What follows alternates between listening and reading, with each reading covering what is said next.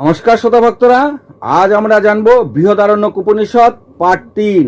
আর এখান থেকেই যারা বই পড়তে চান না তারা এখান থেকেই উপনিষদের জ্ঞান অর্জন করে নিতে পারেন। ভক্তরা, নানা জায়গা থেকে এক জায়গায় করে আপনাদের উদ্দেশ্যে বলে থাকি, কমেন্ট করে আরো 10টি হিন্দুর কাছে কথাগুলি পৌঁছিয়ে দেন।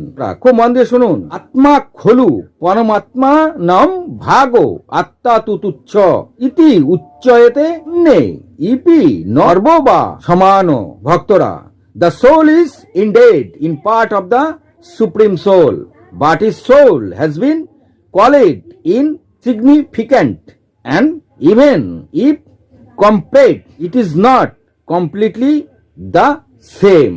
ভক্তরা, শাস্ত্রে বলা আছে মানব শরীরের রহস্য ভেদ হলেই এই পুরো ব্রহ্মাণ্ডকে জানা যাবে। তা পুরোপুরি সঠিক নয়। ঋষিমুনিরা উদাহরণ হিসাবে বলেছেন এই মানব শরীরের রহস্যের ভেদ করতে পারলে এই ব্রহ্মাণ্ডের সম্বন্ধে ধারণা করা যায় বা সৃষ্টির রহস্য ভেদ করতে সুবিধা হবে। যেমন একটি বিশাল বড় রাজমহল তৈরির আগে তার ওই প্রতিরূপ ছোট একটি মডেল তৈরি করা হয় আর তার থেকে ধারণা করে নেওয়া হয়, আর সেই ধারণা অনুসারে পরে সেই রাজমহল তৈরি করা হয়। ঠিক তেমনই মানব শরীর বা নিজেকে জানলে পরমাত্মা সম্বন্ধে সামান্য একটু ধারণা করা সম্ভব, কিন্তু সম্পূর্ণ পরমাত্মাকে জানা সম্ভব নয়। খুব মন দিয়ে শুনবেন ভক্তরা। ছন্দোগ্য উপনিষদ ও বৃহদারণ্যক উপনিষদে একটি কথা কিন্তু স্পষ্ট করে উল্লেখ করা রয়েছে যে শরীরের সঙ্গে ব্রহ্মাণ্ডের তুলনা তুচ্ছ মাত্র। অর্থাৎ আত্মাকে জানলেই পরমাত্মা সম্বন্ধে সম্পূর্ণ জ্ঞান অর্জন হয়ে যাবে, এই কথাটি পুরোপুরি ঠিক নয়। মুনি ঋষিরা প্রতিরূপ বলেনি, শুধুমাত্র তুলনা করেছেন, যেহেতু পরমাত্মারই অংশ। ভক্তরা, শাস্ত্রে এমন উল্লেখ রয়েছে যেমন মানুষ তার চোখ দিয়ে তিনি সবকিছু দেখেন, ঠিক তেমনি পরমেশ্বর সূর্য দ্বারা সবকিছু দেখেন। অর্থাৎ সূর্য পরমেশ্বরের চোখ। কিন্তু অনেকেই এই কথাটিতে ভাববেন আসলে সত্যি সূর্য ভগবানের কি চোখ? এই কথাটি কতটা সত্য? এটি কখনো হয়? এরকম নানা রকম প্রশ্ন অনেক ভক্তদের মনের মধ্যে উকি দেবে। এই কথাটি একটি উদাহরণ মাত্র। ভক্তরা, সম্পূর্ণ সঠিক নয়। তবে এখন প্রশ্ন, তাহলে ভগবান কেমন করে দেখেন? আসতেই পারে, সূর্য যদি ভগবানের চোখ না হয় তাহলে ভগবান কেমন করে দেখেন? এমন প্রশ্ন হতেই পারে।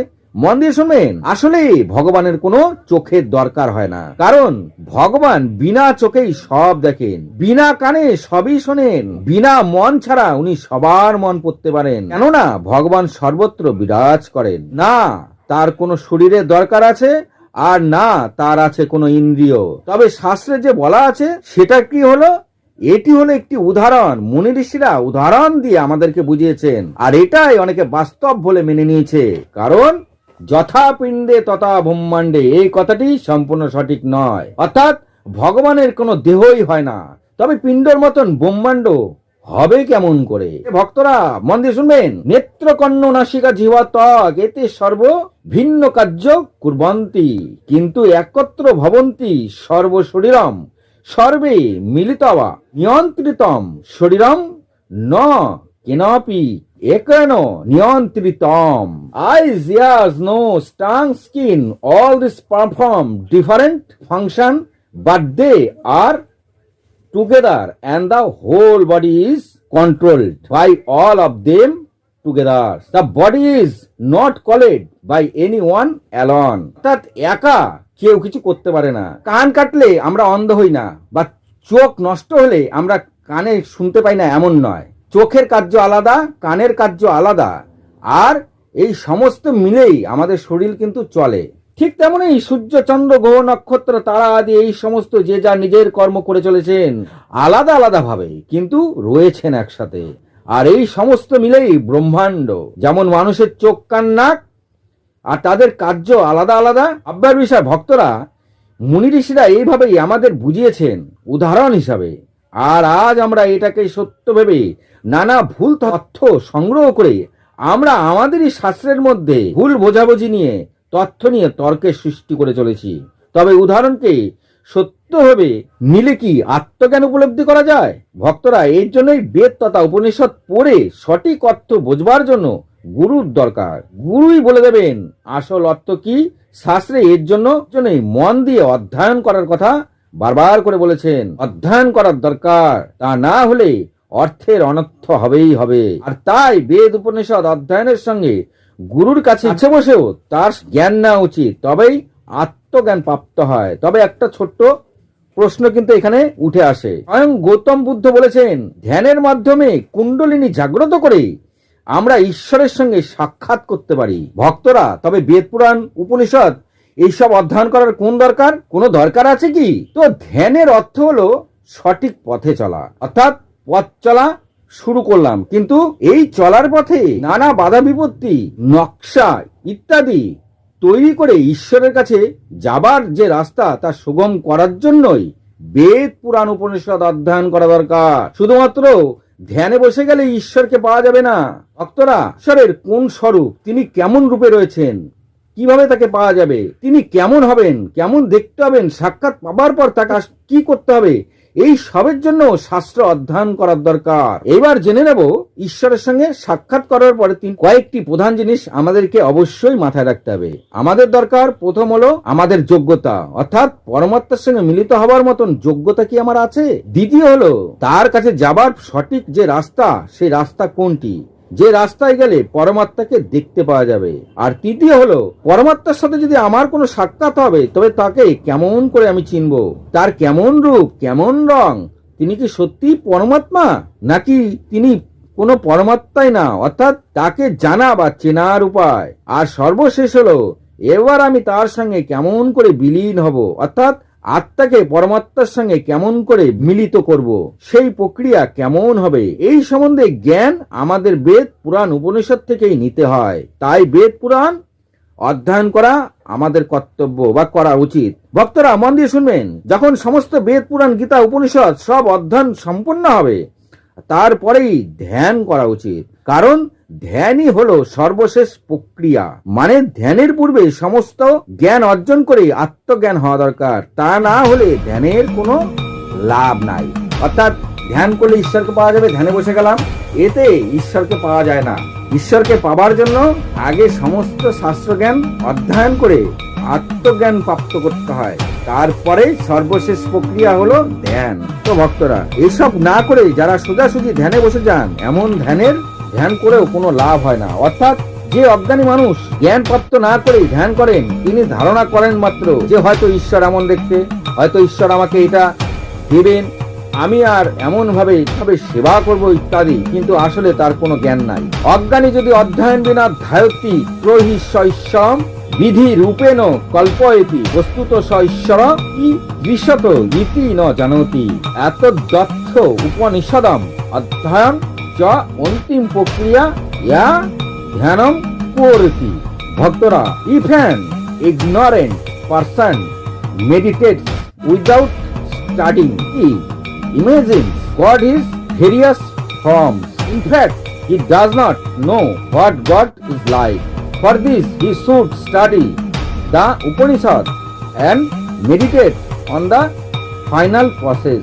তো ভক্তরা, মজার ব্যাপারটা হলো জ্ঞান অর্জন না করে ধ্যান মগ্ন হয়ে অজ্ঞানী মানুষ ভেবে চলেন পরমেশ্বর তার সামনেই দাঁড়িয়ে আছেন, হয়তো উনি আমার পরমেশ্বর, না তো নয়তো উনি নন, আরেকজন তার সামনে কেউ এসে গেলেন, হয়তো ইনি, এই তো ঈশ্বরের সাক্ষাৎ পেয়ে গেছি, এরকম তিনি ভেবেই চলেন। আর একসময় মনে করেন তিনি এবার বিলীন হবেন, কিন্তু আসলেও তিনি তা বিলীন হন না, তিনি সশরীরেই থাকেন। তবে বিলীন হন না কেন? আর এক সময় তিনি অজ্ঞানবশত ধ্যান করতে করতে অর্ধ পাগলের ন্যায় আচরণ করেন আর বলেন তার প্রভুর সঙ্গে সাক্ষাৎ হয়ে গেছে। ভক্তরা, এখানে আমি কিছু কথা বলছি, কেউ কিছু মনে করবেন না, এটা জাস্ট আমাদেরই ধর্মের একটি আলোচ্য বিষয়। যদি তাই হতো, তবে সেই ব্যক্তি সমাজের কি কার্য করেন ভগবানের সাক্ষাৎ পাবার পর, যাতে সকলের কল্যাণ হয়। আর যদি তাই হবে, সারা পৃথিবীতে কত না অন্যায় অবিচার চলছে, তা ঠিক করতে কেন পারছেন না তিনি? যদি তাই হতো, তবে হিন্দুরা এত তলানিতে এসে পড়তো না। ভক্তরা, কেউ কিছু মনে করবেন না, যদি হিন্দু ধর্মে এতই যখন সাধু মহাপুরুষরা রয়েছে, তারা এত ভগবানের সাক্ষাৎ পেয়ে যাচ্ছে, তবে হিন্দু ধর্ম এত তলানিতে এসে বর্তমানে এত তলানিতে ঢুকে পড়লো কি করে? তবে ভক্তরা, ভাববেন আপনারা, মনে কিছু নেবেন না, আমার ধর্মের আমি একটি আলোচ্য বিষয় আপনাদের কাছে তুলে দিচ্ছি, কেউ কিছু মনে করবেন না। যদি প্রভুর সঙ্গে সাক্ষাৎ হয়, তবে তিনি তো বিলীন হয়ে যেতেন, তিনি তো বিলীন হন না। তবে জগৎ কল্যাণে কি করছেন? বিলীন না হলেন, এবার তিনি জগতের কল্যাণের জন্য কি করছেন?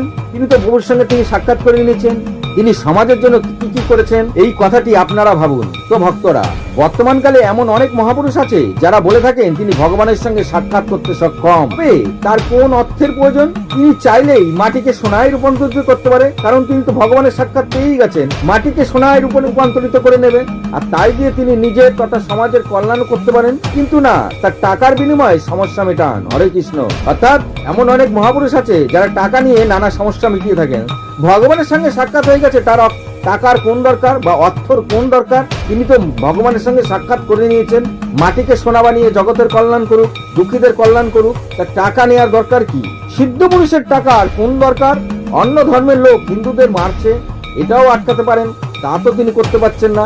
এই রকমের সিদ্ধ পুরুষরা অর্ধ পাগল হয়ে থাকে, আর তিনি নিজেকে ভাবে তিনি প্রভুর সেবক। আসলে আত্মজ্ঞান উপলব্ধি না করে ধ্যান করে চলেন, এই রকম মহাপুরুষরাই অর্ধ পাগল হয়ে থাকেন।